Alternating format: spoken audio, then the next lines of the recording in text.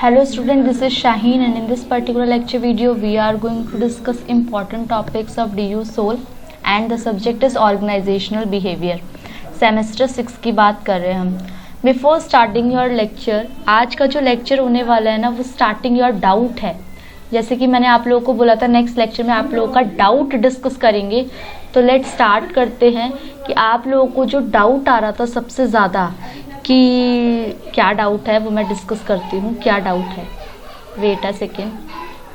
चलो इससे स्टार्ट करते हैं. देखो आप लोगों का जो डाउट था उस डाउट के हिसाब से अगर मैं बात करूँ तो आप लोगों ने डाउट में पूछा था कि मैम आपने बोला है कि सेविंग तो इक्वल होती है इन्वेस्टमेंट के इक्विलिब्रियम लेवल पे, लेकिन आपने यहाँ पे इन्वेस्टमेंट यहाँ पे निकला था जितनी भी वैल्यू सपोज निकली थी वो मैंने कहा था इक्वल है. मान लो सपोज यहाँ 500 निकली होगी, कितनी भी निकली हो, अब इस पे कमेंट मत करना मैम 500 नहीं 750 निकली थी तो उस पे मत जाना.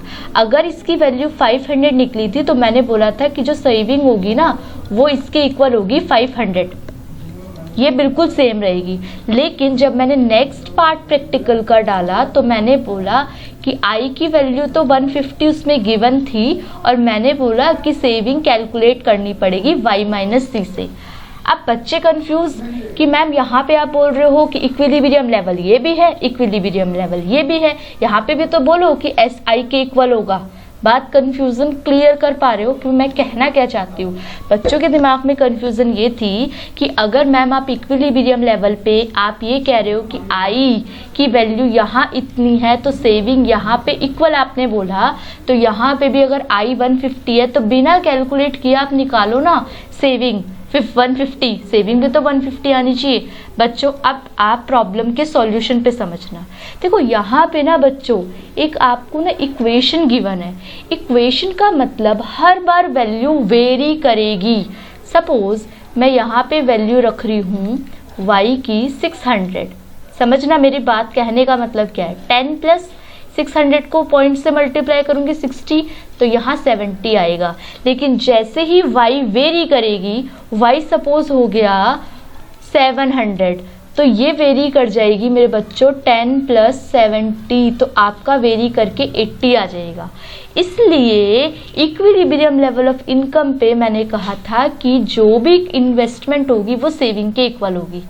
लेकिन बच्चों जब इन्वेस्टमेंट आपको 150 गिवन है, given it's not an equation, it's given. तो जब ये गिवन है तो फिर किस तरीके से आप ये बोल रहे हो कि आई और सेविंग इक्वल होगी. क्या ये बताओ इक्विलिब्रियम लेवल अगर चेंज होता है या वाई या चेंज नहीं होता, आप बोलोगे मैम इक्विलिब्रियम थोड़ी चेंज हो जाएगा, जबकि चेंज होता है. ये मान लो डिमांड और सप्लाई का एग्रीगेट डिमांड और एग्रीगेट सप्लाई का मैंने इक्विलिब्रियम लेवल बनाया है. अगर मैं डिमांड को बढ़ाती घटाती हूँ तो इक्विलिब्रियम लेवल चेंज होता है. लेकिन सपोज अगर आप मान लो आप ये प्रेडिक्शन करते हो कि मैम इक्विलिब्रियम लेवल चेंज नहीं होता, इन दैट केस भी आपका वाई आप इंक्रीज या डिक्रीज तो कर सकते हो.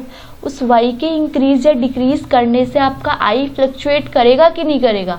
लेकिन क्या यहाँ पे इंक्रीज और डिक्रीज करने से फ्लक्चुएट करेगा? नहीं. तो यही बेसिक मुद्दा है.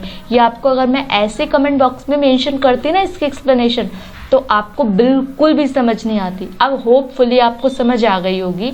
लेकिन स्टिल अगर आपके दिमाग में कोई भी कंफ्यूजन है तो आप लोग स्पेशली इसके लिए कमेंट करना और मैं आप लोगों को बता दूंगी उससे रिलेटेड डाउट. और भी बच्चों एक और चीज़ आप लोगों से के साथ डिस्कस करनी है विदाउट और बिफोर स्टार्टिंग द लेक्चर कि आप लोग जो वेरियस कमेंट्स कर रहे हो रिलेटेड टू डिफरेंट डाउट्स कि मैम इसकी वीडियो उसकी वीडियो ये वो, और आप लोग का जो इतना सारा अच्छा फीडबैक है उसके लिए मुझे बहुत ज़्यादा अप्रिशिएशन फील हो रही है. एंड द थिंग इज़ मैं हर एक कमेंट का रिप्लाई नहीं कर पाती हूँ, सॉरी फॉर दैट. तो आप लोग उसके लिए बी अवेयर हो जाओ कि अगर मैम नहीं रिप्लाई कर पा रही तो मैम उस पर काम नहीं करेंगी. मैं पूरी तरीके से दिलो जान शिद्दत से लगी हुई हूँ आप लोगों के लिए कि किसी भी तरीके से परफेक्ट अच्छा content with the proper meaning आप लोगों को मैं समझा सकूँ. तो आप लोग जितना ज़्यादा हो सकता है ना बस शेयर करते जाओ और ग्रो करा दो मेरे चैनल को और अच्छे से एकदम अच्छे फीडबैक डालो. चलो अब स्टार्ट करते हैं अपने लेक्चर को, बहुत सारी बातें हो गई। Now what is organisational behaviour. बहुत बहुत बच्चों ने कमेंट किया मैम ऑर्गेनाइजेशनल बिहेवियर लेके आओ लेके आओ लेके आओ। अच्छा, इसके अलावा जो मैनेजमेंट अकाउंटिंग है, जो आपकी फाइनेंशियल इन्वेस्टमेंट की जो भी आप बोल रहे हो सब्जेक्ट, वो अवेलेबल नहीं करा पाऊंगी, उसके लिए आप गो थ्रू करो कोई और लेक्चर वीडियो। रीज़न इज़ कि अभी मैं इन्हीं सब को उनमें उलझी हुई हूँ, तो ऐसा नहीं है कि मैं आपको बोलूँ कि मैं प्रोवाइड करा दूंगी, मैं प्रोवाइड ही नहीं करा पाऊंगी बच्चों। ये थ्योरेटिकल सब्जेक्ट है, इसका कंटेंट ईजी होता है एज कम्पेयर टू प्रैक्टिकल्स, ठीक है, तो इसीलिए इसको प्रोवाइड कराना ज़्यादा अभी अवेलेबल करा पाऊंगी। Now question number 1 is organisational behaviour क्या होता है और ऑर्गेनाइजेशनल बिहेवियर से आप क्या समझते हो। तो ऑर्गेनाइजेशनल बिहेवियर का मतलब होता है academic study of how people interact with each groups. देखो क्या होता है कि लोगों का मिलने का नज़रिया, मिलने का नहीं, लोगों का एक दूसरे से इंटरेक्ट करने का नज़रिया अलग अलग होता है। सपोज मैं हूँ या कोई भी ए पर्सन है, वो ग्रुप्स के साथ किस तरीके से इंटरेक्ट करता है। जैसे इंट्रोवर्ट, आपने सुना होगा ना वर्ड, इंट्रोवर्ट होते हैं, एक्सट्रोवर्ट पीपल होते हैं, ठीक है। इंट्रोवर्ट बहुत ही अलग सहमे टाइप के लोग होते हैं, वो जल्दी से इन्वॉल्व नहीं होते एनवायरनमेंट में। एक्सट्रोवर्ट टाइप के, तो ये बेसिकली ऑर्गेनाइजेशनल बिहेवियर कह रहा है कि वो स्टडी, वो पढ़ाई करना जिसमें एक लोग दूसरे ग्रुप्स के साथ कैसे इंटरेक्ट करता है, उसकी स्टडी जब हम करते हैं तो ऑर्गेनाइजेशनल बिहेवियर होता है। Now the principle of the study of organizational behavior are applied primarily in attempts to make business operate more effectively। Business और अच्छे से हो पाएगा अगर आप ऑर्गेनाइजेशनल बिहेवियर की स्टडी करोगे। अब आप समझना कैसे। देखो कहीं ना कहीं आप ये तो समझते होंगे कि इनफॉर्मल स्ट्रक्चर हमारी ऑर्गेनाइजेशन को अफेक्ट करता है। अच्छा, इनफॉर्मल ऑर्गेनाइजेशनल स्ट्रक्चर के अंदर आपके ग्रुप्स बनते हैं और ग्रुप्स बनते हैं तो उनकी इंटरेक्शन भी होती है। अगर आप अपने इनफॉर्मल ऑर्गेनाइजेशन स्ट्रक्चर को अच्छा डेवलप करके रखते हो तो कहीं ना कहीं ये आपकी ऑर्गेनाइजेशन के लिए हेल्पफुल है। तो दैट इज़ वाई हम स्टडी करते हैं ऑर्गेनाइजेशनल रिलेशनशिप की, ना ऑर्गेनाइजेशनल बिहेवियर की।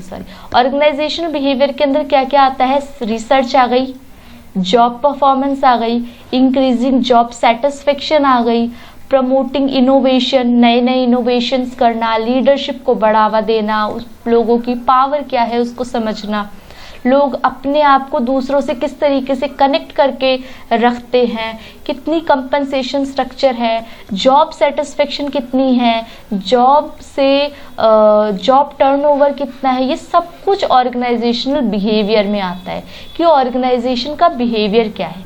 अब ध्यान से समझो, ऑर्गेनाइजेशनल बिहेवियर रिसर्च इस्तेमाल की जाती है executives and human relational professional, किस लिए, ताकि हम समझ पाएं, क्या समझ पाए, बिजनेस के कल्चर को, बिजनेस के पैटर्न को, क्योंकि बिजनेस जो है वो रिलेटेड टू पीपल है और अगर पीपल को आप समझना है तो आपको कहीं ना कहीं उनके बिहेवियर को समझना पड़ेगा। समझ पा रहे हो मेरी बात, क्या कह रही हूँ मैं। कैंडिडेट की अपनी अपनी स्किल्स होती हैं, पर्सनैलिटी होती है लोगों की, वो हमें समझना ज़रूरी है ताकि हम रियल वर्ल्ड में अपने ग्रुप ऑफ पीपल को मैनेज कर सके। नाउ अब आगे सुनना, ये कह क्या रहे हैं। अब इन्होंने बोला है जो पर्सनैलिटी है ना वो बहुत इंपॉर्टेंट रोल प्ले करती है एक पर्सन को इंटरेक्ट करने के साथ। कैसे हम इंटरेक्ट करते हैं ये पर्सनैलिटी पे, उसकी लीडरशिप क्वालिटीज़ पे डिपेंड करता है। तभी कभी आपने सुना होगा कि लीडर्स आर बॉर्न, एक फिलोसोफर थे उन्होंने कहा था लीडर्स आर बॉर्न, और एक उनके अपोजिट बोल रहे थे लीडर्स आर मेड, बनते हैं, लीडर्स जन्म से होते हैं। तो अलग अलग उन लोगों की अलग अलग प्रेडिक्शंस हैं अपनी। लीडरशिप क्या है, what it look like and where it comes from, leadership आया कहाँ से, लीडरशिप किस तरीके का लगता है। लीडरशिप ब्रॉड है, फोकस्ड है, जिसमें हम चीज़ों को या तो एक सेंट्रलाइज्ड वे में चलते हैं या उसको लोगों तक बिखेर के चलते हैं, डिसेंट्रलाइज्ड। डिसीजन ओरिएंटेशन कैसी है, ठीक है। तो ये सब कुछ हम कहाँ पे पढ़ते हैं, ऑर्गेनाइजेशनल बिहेवियर में पढ़ते हैं। अब बच्चों मेरी बात आगे सुनो, इसको स्टार्ट करने से पहले एक और पॉइंट डिस्कस करना चाहती हूँ मैं। जो लोग अब तक जो बने हुए हैं वो ऑर्गेनाइजेशनल बिहेवियर के ही बने होंगे, जिनका डाउट था वो क्लियर होके वो लोग अपने सेटिस्फेक्शन लेवल से चले गए होंगे। नाउ ऑर्गेनाइजेशनल बिहेवियर, जो लोग बच्चे पढ़ रहे हो, मैं इसके कई सारे पार्ट्स लॉन्च नहीं कर सकती, अपलोड नहीं कर सकती, बहुत सारी डिमांड हो रही थी, तो एक पार्ट में अपलोड करने की मैंने सोचा। इस पार्ट के अंदर अब आप लोग सोचोगे कितना कंटेंट होगा, क्या ये सारा इंपॉर्टेंट है, क्या ये इंपॉर्टेंट नहीं है, कितना नहीं है। मैंने अपनी तरफ से जितनी कोशिश की, जैसे theories of motivation, leadership types, जितनी कोशिश हुई उतनी मैं लेके आई हूँ। लेकिन आप लोगों को जितना ज़्यादा से ज़्यादा हो सके उतना पढ़ के जाना है। सिर्फ इस लेक्चर पे, इस वीडियो पे डिपेंड होके नहीं जाना है, क्योंकि क्या होता है ना कि ये 5-6 पॉइंट ही मैम इंपॉर्टेंट है, अरे एग्जाम में तो ये आया नहीं, अब हम कमेंट करेंगे कि मैम देखो आपने पढ़ाया था ये और वो तो आया ही नहीं हमारे पेपर में। तो ऐसा नहीं होता बच्चों, अपने अपने पॉइंट ऑफ व्यू होते हैं इंपॉर्टेंट क्वेश्चंस रिप्रेजेंट करने के। जिसको जो इंपॉर्टेंट लगता है वो अपने हिसाब से आप लोग की हेल्प कर रहा है, ये नहीं कि आपको इसी पे बैठ के इसी के ऊपर ही बैठ जाना है। नाउ थ्योरीज ऑफ मोटिवेशन, आज थोड़ी मोटिवेशन भी दे दूं ताकि आप लोग का एग्जाम है, आप लोग अच्छे से एग्जाम में फ्रेम करके आओ। नाउ थ्योरीज ऑफ मोटिवेशन में हॉर्थॉर्न इफेक्ट के बारे में बात करते हैं। सबसे पहले थ्योरीज ऑफ मोटिवेशन में हॉर्थॉर्न इफेक्ट आता है। ये कहता क्या है इफेक्ट? ये कहता है कि मैन को ना पहले मशीन की तरह काम में लिया जाता था, काम करो काम करो काम करो, थक गए काम करो काम करो काम करो, प्रोडक्टिविटी नहीं हो रही काम करो, हर तरीके से मैन को एक मशीन की तरह ट्रीट किया जाता था। लेकिन फिर एक एक्सपेरिमेंट हुआ, एल्टन मायो ने एक एक्सपेरिमेंट किया, उसमें ये देखा गया कि लोगों को ना, मतलब अगर आप इन्वायरमेंट बेनिफिट्स दोगे ना तो वो लोग उतने सेटिस्फाइड नहीं हैं जितने आप उनको एक ऐसा एटमॉस्फेयर दे रहे हो जिसमें वो फ्रीडम काम कर सकते हैं, एक इनफॉर्मल स्ट्रक्चर दे रहे हो जिसमें वो लोग आपस में इंटरेक्ट करके काम कर रहे हैं। देखो क्या रिजल्ट निकला था। रिजल्ट में पहले ये हुआ क्या था, केस स्टडी बता देती हूँ कि इन्होंने ना क्या किया, ये स्टडी की थी कि ये देखा गया कि physical condition, productivity and whether workers are more responsive. ये देखा गया कि कुछ जगहों पे ना बहुत अच्छी लाइटनिंग वगैरह कर दी गई और बहुत अच्छा इन्वायरमेंट कंडीशन दे दिया गया, ठीक है, इम्प्रूव्ड लाइटनिंग कर दी। और एक जगह ये सब नहीं किया लेकिन इन्वायरमेंट फ्रेंडली कर दिया गया, मतलब लोग आपस में इंटरेक्ट कर रहे हैं, बातचीत कर रहे हैं, आपस में समझ पा रहे हैं एक दूसरे को। तो वहाँ पे ये ए है, ये बी है, यहाँ पे बहुत अच्छा इन्वायरमेंट है, इन्वायरमेंट मीन्स कंडीशन अच्छी है, लाइटनिंग फैसिलिटी अच्छी है, ये सब अच्छा है। यहाँ पे इन्होंने ये सब कम करा, लेकिन इनफॉर्मल स्ट्रक्चर पे लोग आपस में इंटरेक्ट कर रहे हैं वो सब ज़्यादा किया। तो कौन सी प्रोडक्टिविटी ज़्यादा अच्छी निकली? बी की प्रोडक्टिविटी ज़्यादा अच्छी निकली, ये बाद में पता चला। अब क्या बोला गया इन्होंने, the result were surprising. Mayo ने ये देखा कि जो वर्कर हैं वो ज़्यादा रिस्पॉन्सिव है जब उनको सोशल फैक्टर्स मिल रहे हैं, आपस में वो इंटरेक्ट कर पा रहे हैं, एज कंपेयर टू लाइटनिंग वगैरह अदर फैक्टर्स अच्छे कर रहे हो, उतना रिजल्ट वो नहीं दे पा रहे। इसलिए मैन को मशीन की तरह ट्रीट करना बंद करो, उनको इंसानों की तरह ट्रीट करना शुरू कर दो। नाउ नीड बेस्ड थ्योरीज में भी हम कई सारी थ्योरीज पढ़ेंगे, जिसमें मैस्लो हिरार्की थ्योरी सबसे इम्पॉर्टेंट और सबसे मेन आती है। इसके अंदर लाइन टू लाइन पढ़ाने जैसा कुछ नहीं है, मैं बस मेन मुद्दे पे आती हूँ। ये कहता क्या है, देखो इसमें 1 2 3 4 और एक रह गई ऊपर 5 नीड्स की बात करते हैं। सबसे पहले food, water, shelter, warmth. Means हमें नीड, जो बेसिक नीड होती है वो चाहिए, खाना, कपड़ा, क्या कहते हैं, रोटी कपड़ा मकान, ये सब चाहिए। तो फूड, वाटर, शेल्टर, वार्मथ, ये नहीं मिलेगी तो हम आगे जाएंगे कैसे? जब एक फुलफिल नीड होती है तो हम दूसरे पे जाते हैं। दूसरी होती है सिक्योरिटी। अब हम देखेंगे हम सेफ हैं कि नहीं, हमारे पास एक घर होना चाहिए, घर तो यहीं पे हो गया, ढकने की सर्च, ढकने की जगह। अब सेफ्टी देखेंगे, हम वहाँ सेफ हैं कि नहीं, हमारे पास रोजगार है, 2-4 पैसे आ रहे हैं कि नहीं आ रहे, पता लगे अर्निंग है नहीं, और हम फिर कहाँ से, आपका ये भी कहाँ से होगा जब अर्निंग नहीं होगी। तो एसेट्स, इनके बारे में सोचते हैं। फिर हम सोशल नीड्स पे कैरी ऑन करते हैं। Social needs means friend, family member, love, एक दूसरे से अफेक्शन, इन सब की बात हम सोशल नीड्स में करते हैं। उसके बाद आता है सेल्फ वर्थ, अकम्प्लिशमेंट, कॉन्फिडेंस, अपने आप को एक स्टेटस सिंबल देना, ठीक है, कि मैं एक रिप्यूटेड पोस्ट पे हूँ, मैं ये हूँ, ये एक स्टेटस की बात आ गई। फिर उसके बाद देखो एक रह गया सेल्फ एक्चुअलाइजेशन नीड, जहाँ पे हम फुल्ली तरीके से सेटिस्फाइड होते हैं, हम कहते हैं yes we achieve it, we did it. तो ये आपकी ये 1 2 3 4 5 5 टाइप की नीड्स होती है। तो अब आप लोग बताओ सबसे पहले कौन सी नीड्स होती है? Basic needs.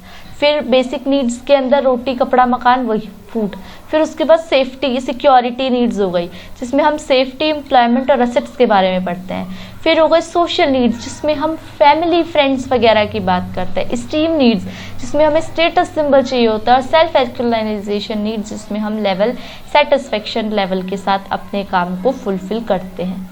तो ये क्या है? कह रहा है ये एक पिरामिड है। किसने दिया था? मैस्लो ने दिया था, मोस्ट इम्पॉर्टेंट।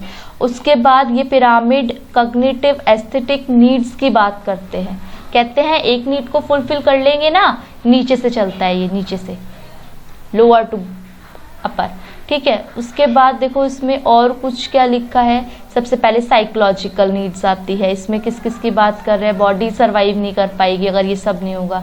उसके बाद सेकंड नीड की बात करते हैं, थर्ड नीड की बात करते हैं। लैंग्वेज काफ़ी इजी है इसकी, आप लोग क्या करना, मैंने अच्छे से समझा दिया है, इनको गो थ्रू करना कि ये कह क्या रहे हैं। और हाँ, ये हमने 12th क्लास में बहुत अच्छे से डिटेल में पढ़ा है, और आई थिंक सो मैंने इसकी आपको लेक्चर अवेलेबल कराया है। अगर लेक्चर इसका होगा अवेलेबल तो मैं उसको कमेंट सेक्शन में मेंशन कर दूंगी, आप लोग उसको गो थ्रू करना, जिसमें मैंने डिटेलिंग में आपको ये समझाया है कि मैस्लो हायरार्की थ्योरी होती क्या है।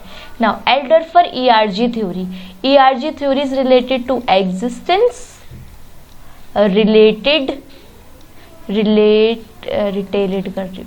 रिलेटेडनेस और जी फॉर ग्रोथ। क्या कह रहे हैं? ये भी मैस्लो की हायरार्की नीड को ही मद्देनजर रखते हुए, ध्यान रखते हुए ये नीड बनाई गई है। जैसे मैस्लो की नीड्स में psychological needs, social needs, self actualisation needs, इन सब के बारे में बात की थी, ऐसे ही इसमें बात की गई है।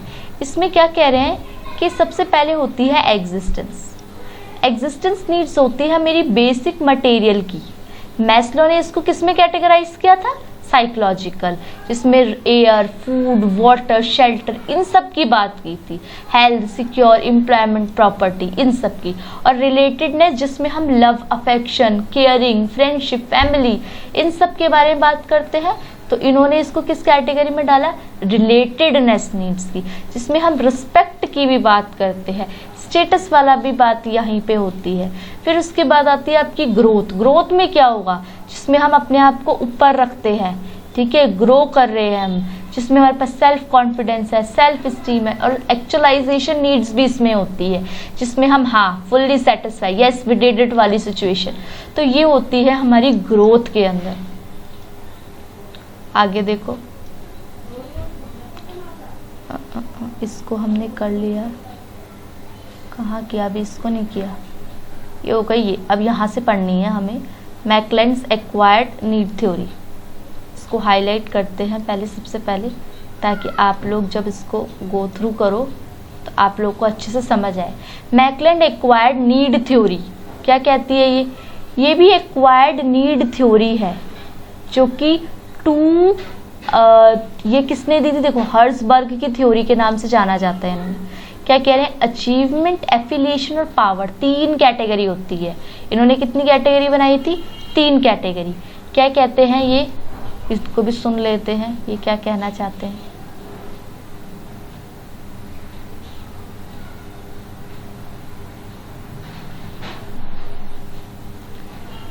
देखो, employees who are strongly power motivated, कह रहे हैं कि जो एम्प्लॉय बहुत अच्छे से काम करते हैं, पावर मोटिवेटेड रहते हैं, उनको क्या बोल रहे हैं? Strongly achievement motivated are driven by the desire for mastery. हम पढ़ खा रहे थे, employee who are strongly affiliated motivated are driven by desire. Motivation किससे आती है? इच्छा से आती है। जैसे मान लो सपोज आपको अभी पढ़ाई करनी है, ये आपकी डिजायर है, डिज़ायर से ही आपको मोटिवेशन मिल रही है। अब जिन बच्चों को पेपर से कोई लेना देना नहीं है, वो कह रहे कोई दिक्कत नहीं है, हम तो एक दिन वाले पढ़ने वाले बच्चे हैं, कोई कुछ नहीं रखा पढ़ाई वढ़ाई में, तो उनके अंदर डिज़ायर नहीं है, मोटिवेशन नहीं है, स्टडी नहीं है, तो कुछ नहीं है।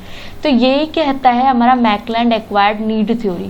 कह रहे हैं कि स्ट्रांगली मोटिवेशन तब मिलती है जब एक रिलेशनशिप स्टेब्लिश होता है, जब हमें अंदर से डिज़ायर होती है, एक इच्छा होती है किसी चीज़ को करने की। ठीक है,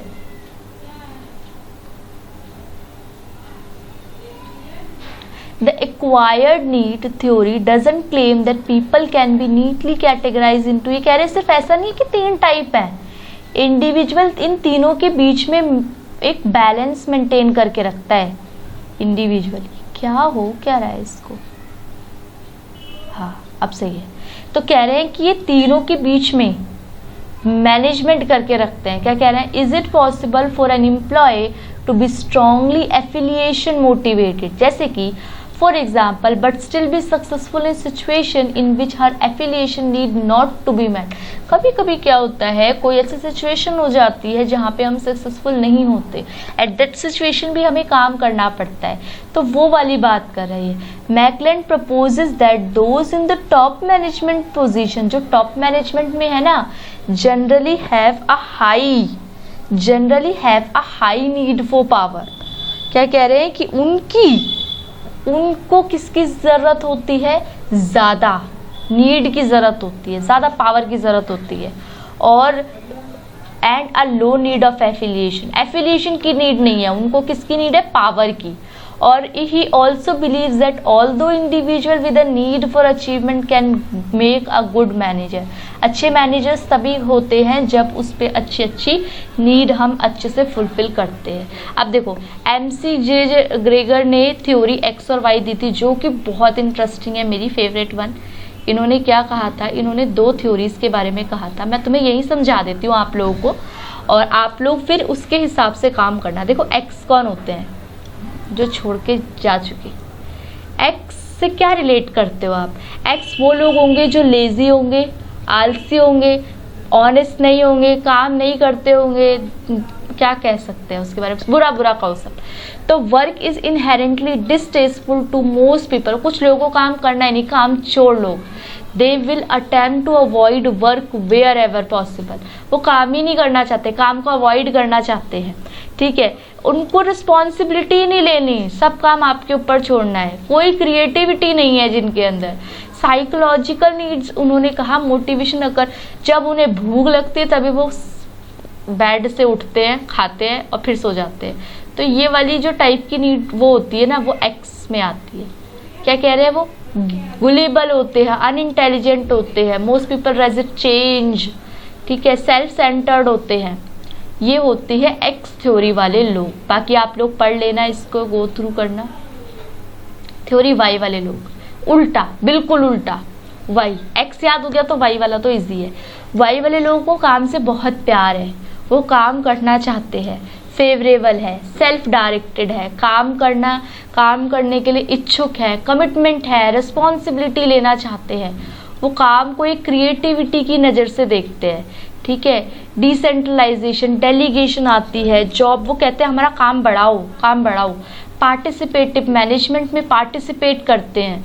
इसकी PDF में अवेलेबल करा दूंगी, क्योंकि ना आई थिंक सो आज स्क्रॉलिंग में प्रॉब्लम आ रही है, तो इस वजह से आप लोगों को थोड़ा सा समझने में भी दिक्कत आ रही होगी। हर्ट्ज़बर्ग 2 फैक्टर थ्योरी ना ये कहती है कि हर्ट्ज़बर्ग 2 फैक्टर थ्योरी कहती है कि 2 चीज़ों पे हमारे जो जॉब है ना, जॉब की सेटिस्फेक्शन लेवल वो 2 फैक्टर पे डिपेंड करती है, हाइजीन लेवल और एक अनहाइजीन लेवल। 2 फैक्टर्स होते हैं। देखो कौन कौन से फैक्टर्स होते हैं। एक तो होता है आपका हाइजीन फैक्टर और मोटिवेशन फैक्टर, 2 अनहाइजीन नहीं, हाइजीन फैक्टर्स और मोटिवेशन फैक्टर्स। क्या क्या है ये। Hygiene factor extensive motivators tend to represent more tangible basic needs, kinds of needs included in existence category of needs ERG theory, lower level of Maslow's hierarchy theory, नीचे वाले levels की जिनकी बात की थी ना, वो हाइजीन फैक्टर्स में जो कि चाहिए ही चाहिए आपको। अगर ये नहीं होंगे कंपनी में तो आप काम करना आपके लिए मुश्किल हो जाएगा।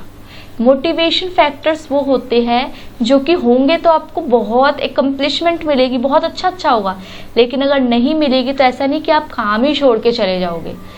लेकिन हाइजीन फैक्टर्स होंगे तो आपको अच्छा लगेगा, लेकिन नहीं होंगे तो आप काम छोड़ सकते हो। ये उस तरीके की चीज़ें होती है। मोटिवेशन फैक्टर्स होता है जिस तरीके से आपको अप्रिशिएशन मिलता है काम के अंदर, आप किस तरीके से चैलेंजिंग वर्क कर रहे हो, रिकॉग्निशन, रिलेशनशिप, आपको कितनी अप्रिशिएशन मिल रही है, आपकी ग्रोथ पोटेंशियल कितनी है, उसके हिसाब से डिपेंड करता है आपका मोटिवेशन फैक्टर। अब ये कह रहे हैं, एक सेकेंड रुकना, इनको मैं थोड़ा सा आपको दिखाने के लिए विजिबल करती हूँ। ये देखो, आपको 2-3 चीज़ें दिख रही होंगी। क्या कह रहे हैं? Job satisfaction, job dissatisfaction. Influence, job satisfaction कब मिलेगी? Influence by motivators, motivator factor होंगे तो जॉब सेटिस्फेक्शन होगी। और जॉब डिससेटिस्फेक्शन कब होगी? इसको अलग करते हैं। ये कह रहे हैं कि जॉब डिससेटिस्फेक्शन कब होगी? जब हाइजीन फैक्टर्स इन्फ्लुएंस होंगे।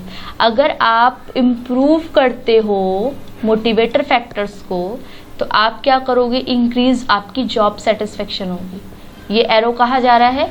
ये इसकी तरफ जा रहा है। आगे देखो, इसमें चार्ट में क्या कह रहे हैं। अब ये मोटिवेटर फैक्टर्स होते कौन से?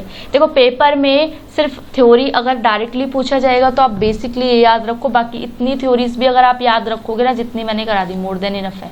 Achievement, recognition, responsibility, work itself, advancement और पर्सनल ग्रोथ, ये मोटिवेटर फैक्टर्स में आएंगे। हाइजीन फैक्टर, इन्होंने कहा है कि इम्प्रूव करना हाइजीन फैक्टर। अगर आप हाइजीन फैक्टर्स को इम्प्रूव करोगे तो आपको जॉब सेटिस्फेक्शन मिलेगी। अगर आप डिक्रीज जॉब डिससेटिस्फेक्शन को घटाता है अगर आप हाइजीन फैक्टर्स को बढ़ाते हो, ठीक है। फिर इन्होंने कहा ये कौन सी कंडीशन होती है? वर्किंग कंडीशन, को power relation, policy, supervisor, quality, base wage, salary, ये सब। आगे देखो, इसको फिर स्क्रॉल करना पड़ेगा, रुको, आप लोगों के लिए देखो कितनी मेहनत कर रही हूँ मैं। Now, if management want to increase employee की जॉब सेटिस्फेक्शन, अगर वो इंक्रीज करना चाहता है, they should be concern with the nature of work के साथ उसको जुड़ना पड़ेगा, नेचर ऑफ वर्क से कंसर्न होना पड़ेगा। Opportunities, gaining status, assuming responsibility, वही सारी चीजें यहाँ पे लिखी हुई है। नेक्स्ट देखो, next is learning theories of organisational behaviour. Learning theory क्या कहता है? भाई तो नीचे आ जा, बच्चों को पढ़ा दूं। लर्निंग थ्योरीज इन ऑर्गेनाइजेशनल बिहेवियर क्या कहता है? ये कहता है कि ऑपरेंट कंडीशन, इन सब क्लासिकल कंडीशन, ऑपरेंट कंडीशन, ये कुछ ऐसी कंडीशंस होती है जिनके बेसिस पे हमारी लर्निंग थ्योरी डिपेंड करती है, ठीक है। लर्निंग थ्योरी देखो इन 3-4 चीज़ों पे डिपेंड करती है। Classical conditioning, operant conditioning, cognitive learning theory और सोशल लर्निंग थ्योरी। सबसे पहले classical conditioning related to emotional perspective, किस तरीके से आप इमोशनली किसी से अटैच हो, एटीट्यूड क्या है आपका, लाइक आपको क्या पसंद है क्या नहीं पसंद, इसी के बेसिस पे आप चीज़ों को सीखते हो, ये कह रहे हैं। जैसे कि क्लासिकल कंडीशन में एक एग्जाम्पल हुआ था, पैवलॉव ने दिया था, और वो ये कहते थे कि अनकंडीशनल, कंडीशनल, अनकंडीशनल और कंडीशनल। देखो क्या होता है, पहले उन्होंने क्या किया था, वो बेल बजाते थे और जो डॉग था वो मीट के लिए आ जाता था। बेल बजाते थे तो तुरंत वो डॉग के लिए आता था, डॉग आ जाता था, उसको पता चल जाता था कि कहीं ना कहीं उनके लिए खाना आ गया है। लेकिन उन्होंने एक दिन क्या किया, बेल नहीं बजाई, मीट रख दिया, तो डॉग को पता ही नहीं चला, अब डॉग आया ही नहीं, ठीक है। फिर अगले दिन उसने क्या किया, बेल बजाई, तो बेल से दोबारा रिस्पॉन्स क्रिएट हुआ, और फिर उन्होंने क्या किया, मीट रखा, तो उससे अनकंडीशनल रिस्पॉन्स हुआ। तो क्या कह रहा है कि रिस्पॉन्स डिपेंड करता है स्टिमुलस के ऊपर, किस तरीके से वो रिलेटेड है उस पे, ठीक है। देखो इसको ज़्यादा अच्छे से समझोगे। कंडीशनल रिफ्लेक्स और unconditional reflex. Conditional reflex means learned. अब क्या किया उसने, पहले बेल बजाई, मीट रख दिया, फिर बेल बजाई, मीट रख दिया, फिर बेल बजाई, मीट रख दिया। अब उसने क्या किया, अब डॉग समझ गया कि जैसी ही बेल बजेगी ना मेरे लिए खाना तैयार हुआ। तो ये क्या कर रहा है, वो सीख रहा है। देख रहे हो आप लोग, वो सीख रहा है। तो ये कह रहे हैं कि अगर कंडीशनल रिफ्लेक्स होता है तो वो लर्न रिफ्लेक्स होता है, जो कि नेचुरली हम सीखते हैं। और कंडीशनल अनकंडीशनल रिफ्लेक्स है जिसके अंदर हम अनलर्नड, सीख ही नहीं रहे हैं कोई चीज़ को, ठीक है। फिर उसके बाद और कौन कौन से फैक्टर्स होते हैं, जैसे कि मान लो आप अच्छे छोले भटूरे ऐसी चीज़ें देखते हो, तो फिर खाना देख के आपकी सैलिवेशन होती है, जूस से आपको टीयर्स आ जाते हैं, हीट, गर्मी, पसीना, तेज़ आवाज़ हो जाती है तो इरिटेशन होती है, अगर आँखों पे रोशनी पड़ती है तो ये अपने आप अनकंडीशनल रिस्पॉन्स है जो कि हमारे हाथ में नहीं है। अब हाथ में आप आंसू रोक लोगे, या ये बताओ कि आप प्यूपिल को अपने आप छोटा बड़ा कर लोगे, नहीं। अगर आँखों में हवा भरती है तो वो झपकती है। तो ये कुछ कंडीशनल क्लासिकल कंडीशनिंग बेसिकली ये कहती है कि जो चीज़ें हैं ना वो स्टिमुलस रिस्पॉन्स पे डिपेंड करती है। अगर एक चीज़ होगी तो उसका कुछ ना कुछ रिस्पॉन्स होगा। फिर देखो ये कुछ सारे फैक्टर्स हैं जो कि डिपेंड करता है, ये आप लोग खुद पढ़ सकते हो। फिर नेक्स्ट पे आ जाती हूँ मैं, ऑपरेंट कंडीशनिंग। ऑपरेंट कंडीशनिंग को ऊपर थोड़ा देखो कहाँ से स्टार्ट है, ये यहाँ से स्टार्ट है। ऑपरेंट कंडीशनिंग आर्ग्यू करती है behaviour is a function of consequences. People learn to behave to get something they want. मतलब लोग तभी चीज़ें सीखते हैं जब वो चाहते हैं उसे सीखना। Avoid something they don't want. मुझे नहीं पसंद मैं नहीं करूँगी, मुझे पसंद मैं करूँगी। तो कह रहे हैं कि ये ऑपरेंट बिहेवियर होता है जो लोगों की मर्जी या ना मर्जी पे डिपेंड करता है। उनकी मर्जी होगी तो वो उस काम को करेंगे और नहीं मर्जी होगी तो वो उस काम को नहीं करेंगे, वो ये कह रहे हैं, ठीक है। फिर उसके बाद देखो पैवलॉक क्या कहते थे, पैवलॉक क्लासिकल कंडीशनिंग के ऊपर काम करते थे, क्लासिकल कंडीशनिंग। और उन्होंने ऑपरेंट कंडीशनिंग किसने दी, B.F. स्किनर ने दी। B.F. स्किनर ने, नाम याद रखो कि ये किसने किसने दी थी, कि इसका भी डिफरेंशिएट भी हम पढ़ेंगे। ऑपरेंट कंडीशनिंग को कौन सा रीइंफोर्समेंट अफेक्ट करता है, ठीक है। बेसिकली आपको इसका डिफरेंस कराना है जो कि मेन मेरा कराने का मोटिव है आज। चलो अब देखो, क्लासिकल कंडीशनिंग स्टिमुलस के बदलने पे होता है, जबकि ये कह रहे हैं स्टिमुलस सर्व अ क्यू, एक क्लू देता है रिस्पॉन्स के लिए। ऑपरेंट कंडीशनिंग कहती है, क्लासिकल कंडीशनिंग कहती है स्ट्रेंथ एंड फ्रीक्वेंसी। बार बार बार बार बार बार आप एक काम को करोगे ना तो आप उस काम के लिए आदी हो जाओगे। Strength and frequency of operant condition behaviour are determined mainly by consequences. Condition पे डिपेंड करता है, कंडीशन पे डिपेंड करता है आप उस काम को कर रहे हो कि नहीं। बार बार आपको पसंद है तो आप उस काम को करोगे, अदरवाइज नहीं करोगे, रिजेक्ट कर दोगे उस काम को। Stimulus serving as reward is present every time. Stimulus हर टाइम पे अवेलेबल होता है, जबकि कह रहे हैं जो रिवॉर्ड होता है ना ये हर करेक्ट रिस्पॉन्स पे मिलता है। अगर आप अच्छा काम करोगे, आपने अच्छे नंबर मार्क्स लेके आए, आपको क्या मिलेगी, अब रिवॉर्ड मिलेगा। आप अच्छे काम कर मार्क्स लेके आओगे, आपको रिवॉर्ड मिलेगा। ये ऑपरेंट कंडीशनिंग है। जबकि आप सेम सीक्वेंस में काम को रिपीटेडली करते रहोगे ना, वो क्लासिकल कंडीशन का। रिस्पॉन्सेस फिक्स्ड होते हैं, इसमें वेरी करते हैं, अलग अलग टाइप के भी हो सकते हैं, सेम भी हो सकते हैं, अलग अलग टाइप के भी हो सकते हैं। तो ये बेसिकली मेरा आज का मुद्दा था आप लोगों को समझाने का, ठीक है। और भी डिफरेंस दे रखा है, हाँ, ये पैसिव होता है, ये एक्टिव होता है। इसमें दो स्टिमुलाई होती है, ये दो स्टिमुलाई के बीच में होता है, ये रिस्पॉन्स और उसके कॉन्सिक्वेंस पे बेस्ड होता है। ये बताता है कि ऑन व्हाट प्रेजेंट रिस्पॉन्स, ये रिस्पॉन्स को फॉलो करता है, ये बिना मर्जी के होती है। जैसे कि प्याज देख के अनियन की वजह से टीयर्स का आना, जबकि ये वॉलंटरी, मैं अपनी मर्जी से करूँगी। ये इंटरनल होता है, ये एक्सटर्नल होता है, ये रिलेटिवली सिंपल है, ये हाईली कॉम्प्लेक्स भी हो सकता है, ये इमोशनल रिएक्शन पे बेस्ड होता है, जबकि मैं क्या चाहती हूँ गोल पे डिपेंड करता है आपका ऑपरेंट कंडीशनिंग। फिर सोशल देखो, सोशल के बाद कॉग्निटिव भी है, देखने दो। सोशल के बाद कॉग्निटिव कहाँ गया? क्लासिकल आ गया, ऑपरेंट आ गया, ये रहा कॉग्निटिव लर्निंग, ये मिसिंग है शायद। कॉग्निटिव कंडीशनिंग आप लोग अपने एंड से पढ़ लेना, इसमें है नहीं, या होगा तो मैं टेलीग्राम पे शेयर कर दूंगी उससे रिलेटेड। देखो उसके बाद इन्होंने आगे सोशल वाली लर्निंग की तरफ देख लो। सोशल लर्निंग क्या कहती है? सोशल लर्निंग किसने दी थी? एल्बर्ट बंडूरा ने दी थी।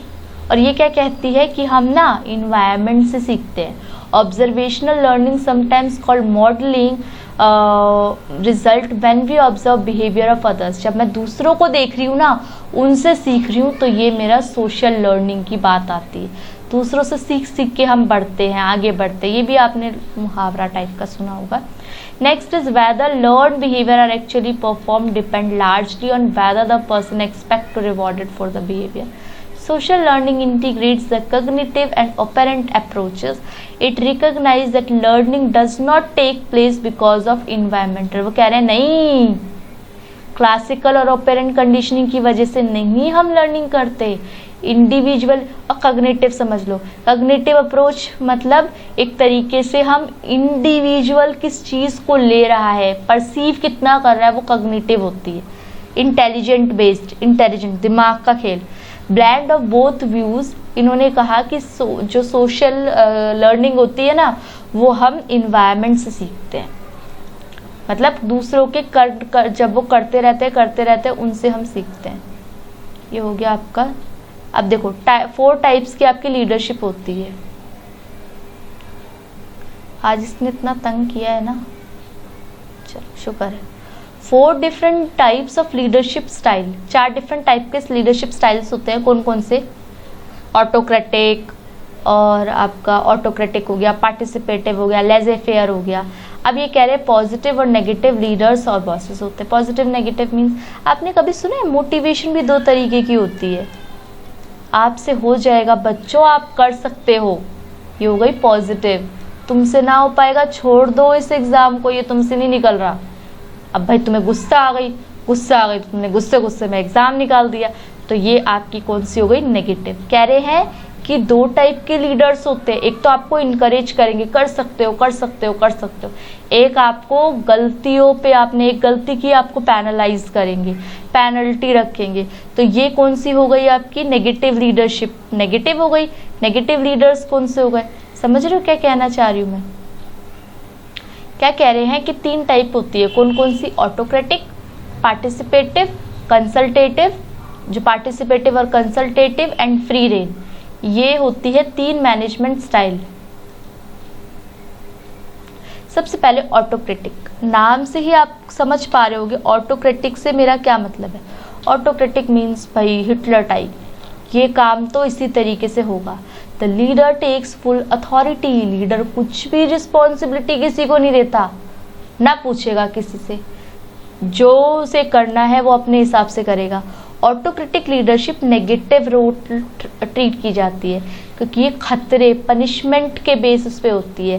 ही neither cares for their opinion. तुम क्या सोचते हो, तुम क्या चाहते हो, तुम इस कंपनी में रहना चाहते हो, नहीं रहना चाहते, वो अपने हिसाब से काम करेगा भाई लीडर। ठीक है, डिफरेंट सिचुएशन होगी, लेकिन वो काम अपनी तरफ से करेगा। ये हो गया ऑटोक्रेटिक। फिर उसके बाद ऑटोक्रेटिक के बाद नेक्स्ट देखो डेमोक्रेटिक। डेमोक्रेटिक लीडरशिप कौन सी होती है? ये सारा ऑटोक्रेटिक चल रहा है। अब आ जाओ डेमोक्रेटिक पे। डेमोक्रेटिव या पार्टिसिपेटिव लीडरशिप क्या कहती है? ये कहती है कि एटलीस्ट लोगों से पूछो उनके हिसाब, उनको भी पूछो एक बार, आप उनको डिसीजन लेने में हेल्प करो। ठीक है, आप उनसे पूछो कि वो क्या चाहते हैं। MC Jaeger label this style as theory Y.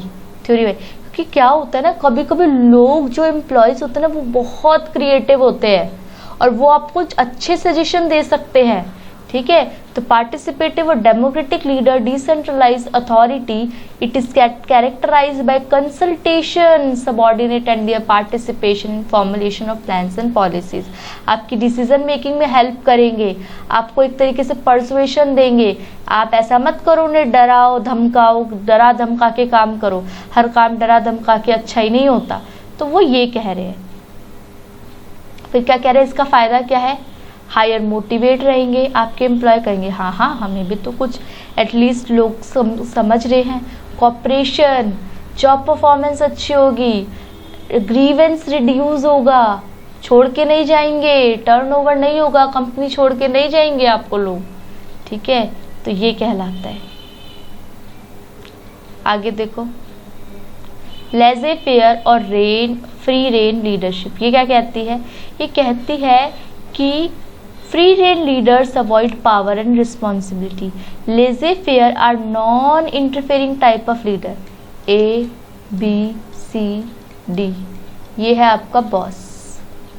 कह रहा है आपस में डिस्कस करो, मुझे डिसीजन बता देना, बात खत्म, इसको कोई लेना देना नहीं है, आप क्या डिसाइड करो। कह रहे हैं मेरे एम्प्लॉय बहुत है, मेरे एम्प्लॉय डिसीजन लेने के लिए बहुत है। तो एक इस तरीके का कह रहा है आपका leader plays only a minor role.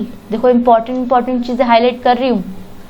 No direction, कोई डायरेक्शन नहीं देता, अलाउ करता है अपने गोल्स बनाओ, अपनी प्रॉब्लम खुद सॉल्व करो, ठीक है। His ideas is that each member of group when left to himself will put forth, अपने एफर्ट्स डालेंगे लोग, अपने एफर्ट्स डालेंगे, अपनी कंपनी समझेंगे तो ज़्यादा अच्छे से काम करेंगे। An experiment conducted among boycott, एक एक्सपेरिमेंट कंडक्ट किया था। अब इस एक्सपेरिमेंट में क्या कहा गया है ये भी हम देख लेते हैं एक बार। तो वो पाथ गोल थ्योरी भी है, ये देखो थोड़ा सा भाई नीचे हो जाए। हाँ देखो क्या कह रहा है ये आपको, an experiment conducted among boy scout clubs of the USA इन 1940, ये देखा गया कि जो ऑटोक्रेटिक लीडरशिप होती है ना, is like to rose antagonism in the group, लोगों को बहुत हिटलरवादी लगती है, हॉस्टिलिटी होती है, लीडर से चिढ़ मचती है लोगों को। Democratic groups absence of leader made little difference, मतलब थोड़ा बहुत फर्क पड़ता है। जो ऑटोक्रेटिक ग्रुप्स होते हैं वो प्रोडक्टिविटी मिनिमम देते हैं, लेकिन जब leader out of the room जाता है तो उसका जो प्रोडक्टिविटी लेवल है वो इंक्रीज हो जाता है। अब आगे देखो, ये कह रहे हैं what is the main principle of path goal theory. हाँ एक पेपर में मैंने पाथ गोल थ्योरी के बारे में देखा था, तो मैंने कहा ये भी आप लोगों के लिए क्वेश्चन ऐड ऑन कर देती हूँ। पाथ गोल थ्योरी लीडरशिप की ये कहती है बच्चों कि आप अपने गोल्स बनाओ और उस गोल्स के लिए ना मेहनत करो।